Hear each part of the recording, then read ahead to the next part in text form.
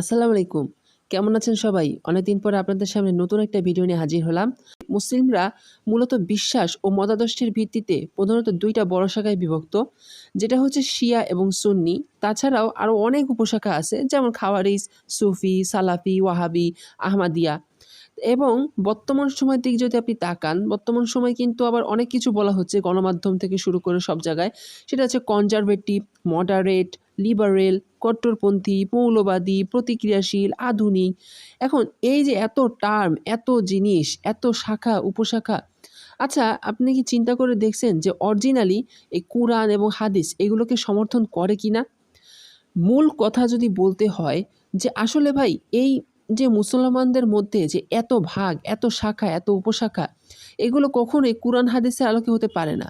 কারণ কুরআন এবং হাদিস আমাদেরকে সবসময় ঐক্যবদ্ধ হয়ে থাকতে বলে এবং আমাদেরকে মধ্যে এত কোনো শাখা প্রশাখা না, বরং একটাই জাতিসত্তা, একটাই চিন্তাধারার হতে বলে।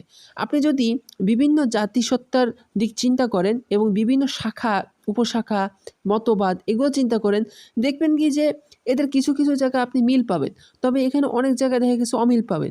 যে অমুক ওটা চিন্তা করতেছে, তমুক ওটা চিন্তা করতেছে। কিন্তু আসলে বিশ্বাস এবং মতাদর্শের ভিত্তিতে আমাদের সবার একই হওয়া উচিত।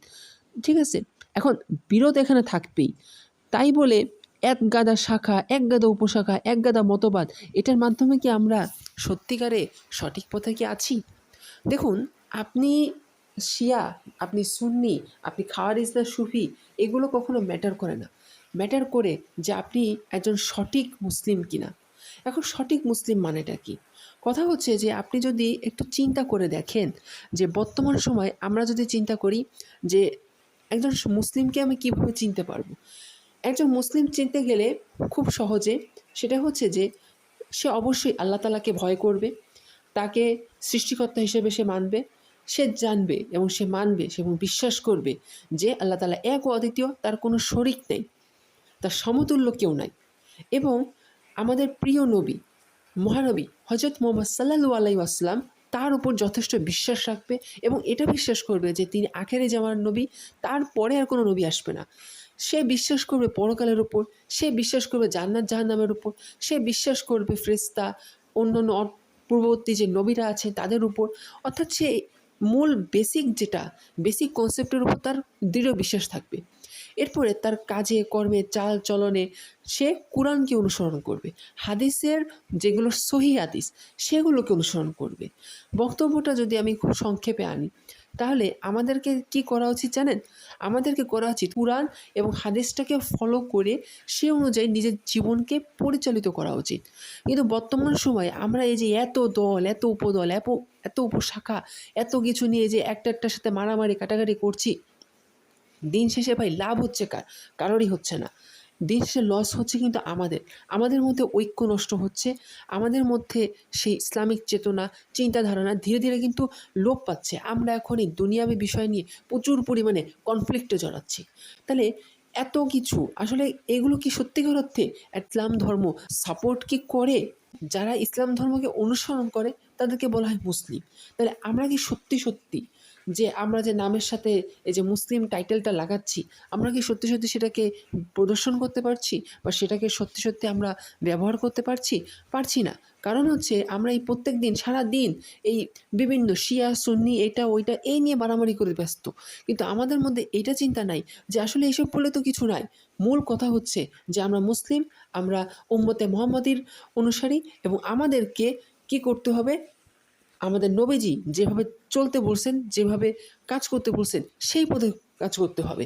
আপনি যদি বর্তমানে যদি দেখেন যে এই যে চারিদিকে বর্তমানে যে মুসলমানদেরকে রোলার পিস্টনের মতো এই যে পিষে, পিষে মারতেছে এবং তাদেরকে যে অত্যাচারটা করতেছে, এর পেছনে কারণটা কী? কারণ আমাদের মধ্যে ঐক্য নাই, একতা নাই। আমাদের মধ্যে এই বিভিন্ন সময় শত্রুরা এবং আমাদের মধ্যে থাকা কিছু বিশ্বাসঘাতকেরা, এরা হচ্ছে আমাদের মধ্যে যে ঐক্য, যে স্ট্রং বন্ড সেটাকে ধ্বংস করে দিছে।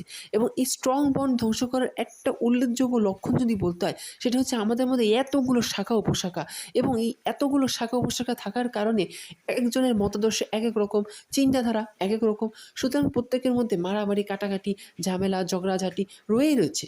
এবং এ কারণে আমরা দেখা গেছে যে এমন হয় যে এক মুসলিম ভাই আরেক মুসলিম ভাইকে সহ্য করতে পারি না। দিন শেষে একটা কথাই বলতে হয় যে ভাই, এইসব গ্রুপ, এইসব উপশাখা, শাখা উপশাখা এসব নিয়ে মাথা না ঘামায় আমাদের প্রত্যেকের মাথা ঘামানো উচিত একটা জিনিস নিয়ে। সেটা হচ্ছে আমরা আসলে প্রত্যেকেই যেন ইসলাম ধর্ম সঠিকভাবে অনুসরণ করতে পারি এবং একজন সঠিক মুসলিম হতে পারি। এসব দল দল, এই যে শাখা যেগুলো আছে, এগুলোর কথা চিন্তা মাথা দিয়ে বাইর করে দেন।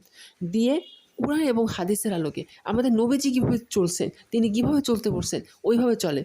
কীভাবে কুরআনে আল্লাহ তাআলা বলছেন যে তুমি এভাবে চলো বা এভাবে চলো, এবং কীভাবে ওইটা প্র্যাকটিক্যালি নবীজি দেখিয়েছেন, আপনি সেইটা অ্যানালাইসিস করেন, সেই অনুযায়ী চলেন।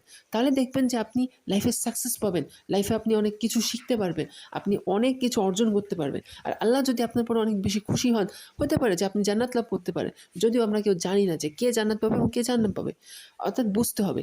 এবং দেখা যাচ্ছে যে এই জন্যই আমি একটা কথা, এটা আমার ব্যক্তিগত মতামত, যদিও এটা ভুল হতে পারে বা হতে পারে, যে এইসব চিন্তাধারা টোটালি ভাই বাদ দেন। বাদ দিয়ে আমরা সবাই ঐক্যবদ্ধ হই, আমাদের মধ্যে চেতনাকে উজ্জীবিত করি। দেখুন, ১০ জনের মধ্যে ৮ জন হয়তো বা এক হতে পারে, ২ জন আলাদা হতেই পারে, এটা কোনো বিষয় না। কিন্তু অন্তত কিছু হলেও যেন একতা আমাদের মধ্যে থাকে।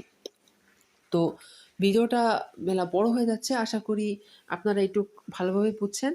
আসসালামু আলাইকুম রহমতুল্লাহ বারাকাতু। আর চ্যানেলটা অবশ্যই লাইক, শেয়ার এবং সাবস্ক্রাইব করবেন এবং কমেন্ট করবেন অবশ্যই, অবশ্যই। আর যদি কোনো ভুল থেকে থাকে তাহলে অবশ্যই আমাকে জানাবেন, কারণ স্বাভাবিকভাবে একজন মানুষ হিসেবে আমার ভুল হতেই পারে। তো ধন্যবাদ সবাইকে।